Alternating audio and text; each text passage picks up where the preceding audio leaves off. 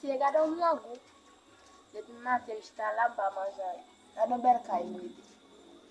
Si vous avez mangé berkay, vous avez mangé, les moun nan wogen, ni pas son affaire.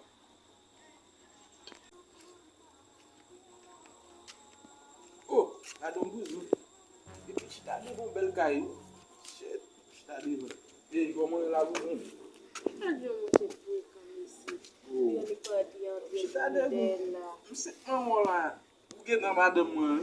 Ah, moun ta mal ou pren moun fou? Non, e pa bon konen tok. E api moun ki pren tok pou moun fou, men tok pa moun fou.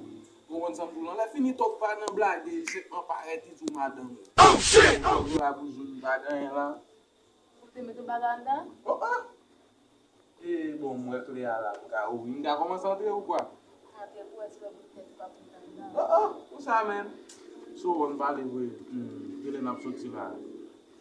Ou rekonet ma mesi? Oh si mwen konet nou an, bon konet tok palan pil.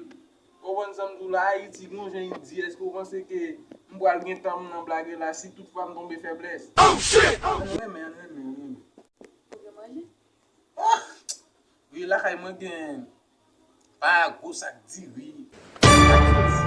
Ou foun espageti ou baget, ti bay ki nou defra ou manje ou akraze. E yo men, so nou gen la kay la, la kay la, ya gen magi ya kreze.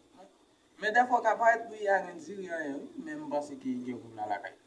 Ah, mais bon, pas de gens dire ça depuis tant d'années, je suis là, on fait ma parole, puis là, puis pas un problème. Et le bail là, c'est déjà ou déjà madame. Bail dem quand on met non manger c'est pas dans pays ça va les blagues. Mais ça n'a fait na blague. Mais OK.